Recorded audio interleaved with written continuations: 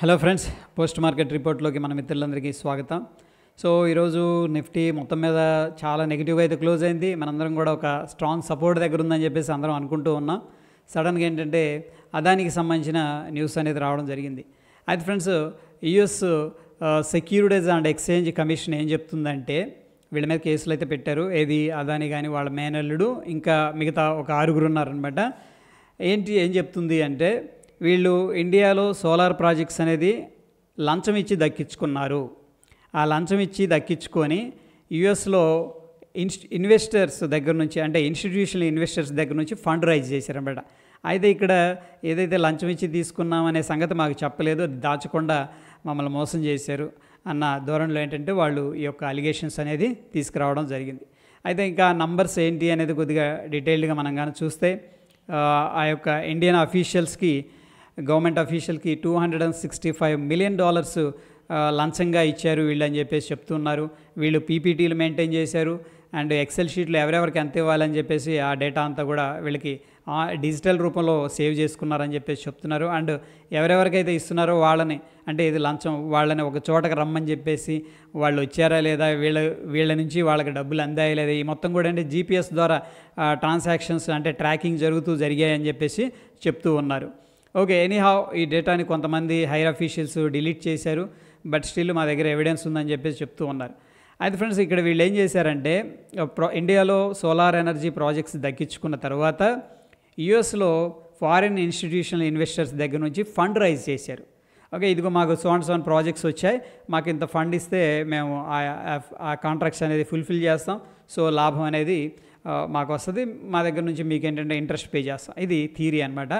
అయితే $750 million fund rise చేయగా, ఏది ఫారిన్ ఇన్స్టిట్యూషనల్ ఇన్వెస్టర్స్ దగ్గర నుంచి, దాంట్లో $175 మిలియన్ యుఎస్ ఇన్వెస్టర్స్ దగ్గర నుంచి వీళ్ళు ఫండ్ రైజ్ చేశారనమాట.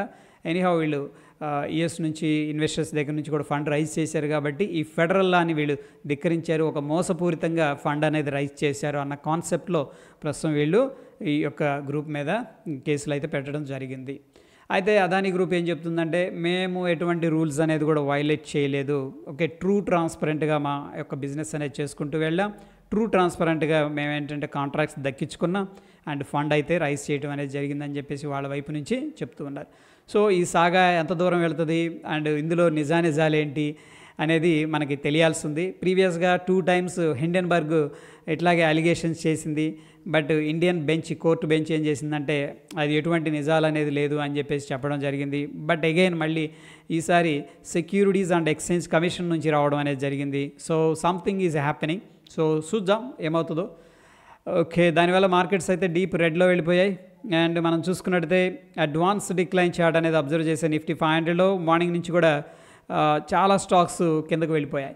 అయితే ఫ్రెండ్స్, ఇందులో ఏంటంటే వీళ్ళకి లోన్లు ఇచ్చారు, కొన్ని పిఎస్యు బ్యాంక్స్ ఉన్నాయి, ఆ స్టాక్స్ కూడా ఈరోజు ముఖ్యంగా స్టేట్ బ్యాంక్ ఆఫ్ ఇండియా చూసుకున్నట్టయితే దగ్గర నేను చూసే సమయంలో 4.5% నెగిటివ్గా ట్రేడ్ అయింది.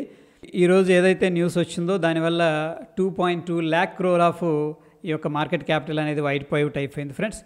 ఇక అయితే బెర్న్స్టీన్ రీఎఫర్మ్స్ వీళ్ళు ఏమంటున్నారంటే పేటీఎం యొక్క టార్గెట్ ప్రైస్ అనేది $1000 దాకా ఉంటుంది అని చెప్పేసి అప్గ్రేడ్ చేశారనమాట. ఇది పాజిటివ్ అని చెప్పేసి చెప్పుకోవచ్చు.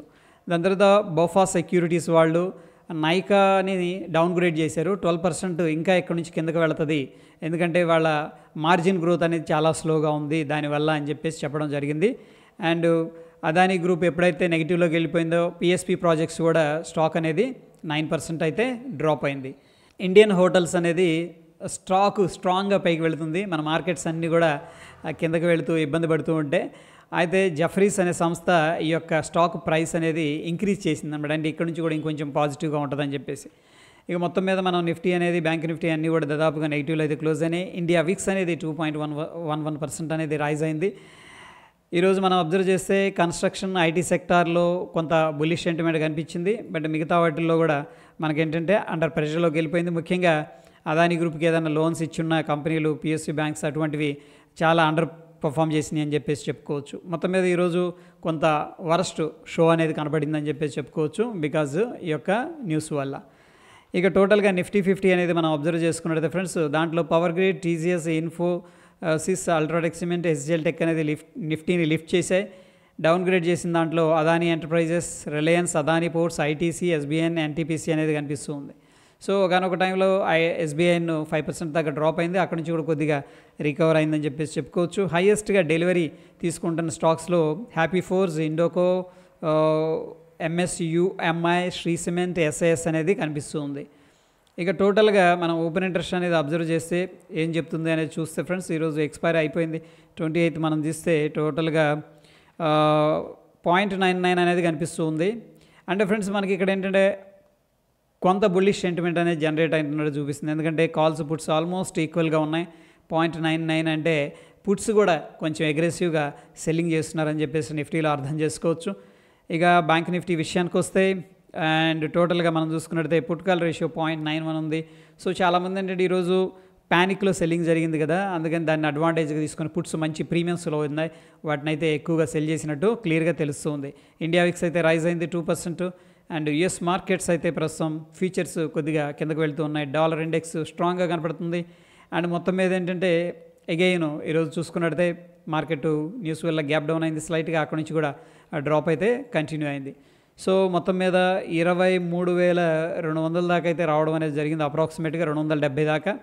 సో ఫ్రెండ్స్ ఇక్కడ 61.8 రిట్రేస్మెంట్ అయితే మనకి 180లో ఉంది. సో ప్రాబబ్లీ ఇంకొక 100 పాయింట్స్ గ్యాప్ ఉంది డౌన్ సైడ్. సో చూద్దాం అది టచ్ అవుతుందా లేదా అనేది. ఎనీహౌ ఏంటంటే మనకి ఇక్కడైతే ఎటువంటి బుల్లిష్ సిగ్నల్ అయితే ఇవ్వలేదు based on the price action. So probably ఒకవేళ అంతా సెటిల్ అయింది అనుకున్న ఓవర్ నైట్ ఏది ఈ అదానీ గ్రూప్ సంబంధించిన న్యూస్ అంతేం లేదు అనుకుంటే కూడా గ్యాప్ అప్ అయ్యే అవకాశాలు కూడా ఉన్నాయి. ఇక బ్యాంక్ నిఫ్టీలో కూడా ఏంటంటే ఈరోజు కొంచెం ఓవర్ రియాక్ట్ అయిందని చెప్పేసి చెప్పుకోవచ్చు బ్యాంక్స్. అక్కడ నుంచి కూడా మళ్ళీ రికవర్ అయిపోయింది. స్ట్రాంగ్ సపోర్ట్ ఉంది ఇక్కడ మనకి, ఏది 49,790 దగ్గర, అప్రాక్సిమేట్గా 800 దగ్గర. అక్కడ నుంచి స్ట్రాంగ్ బౌన్స్ అయితే అయింది. ఇక టోటల్గా మ్యాక్స్ పెయిన్ అయితే ప్రస్తుతానికి కొద్దిగా షిఫ్ట్ అయింది 23,350. స్టిల్ ఏంటంటే కొంత డౌన్ సైడ్, ఎందుకంటే మార్కెట్ ఇంకా మనకేం సంకేతాలు ఇవ్వలేదు బుల్లిష్ సైడ్. ఇక మార్కెట్ హెల్త్ అనేది మనం తీసుకున్నట్టయితే ఎక్స్ట్రీమ్ ఫియర్లో అయితే ట్రేడ్ అవుతుంది ఫ్రెండ్స్. స్టిల్ ఏంటంటే కొంత ఈ న్యూస్ వల్ల అగైన్ ఏంటంటే ప్యానిక్ సెల్లింగ్లో ఉంది మార్కెట్లో. అసలే కార్పొరేట్ ఎర్నింగ్స్ బాగాలేదు, ఎఫ్ఐఎస్ వెళ్ళిపోతున్నారు. దానికి తోడు ఏంటంటే యూఎస్లో స్టిమ్యులేషన్ స్టార్ట్ అయిపోయింది, ఓకే, అండ్ హైయర్ వాల్యుయేషన్స్లో ఉన్నాయి. దాని తర్వాత ఇప్పుడు ఈ యొక్క న్యూస్ అనేది రావడం వరుసగా నెగిటివ్ ఫ్లో అనేది ఇండియన్ మార్కెట్స్లోకి వరదలాగా పారుతుందన్నమాట. ఓకే, ఎనీహౌ సరే చూద్దాం ఈ ఓవర్ నైట్ సిచ్యువేషన్ ఏంటి అనేది. దాన్ని బట్టి రేపు మార్కెట్ అనేది గ్యాప్ అప్ అయినా మనం పెద్దగా ఆశ్చర్యపడక్కర్లేదు ఒకవేళ ఈ న్యూస్లో పెద్దగా విషయం అనేది లేకపోతే.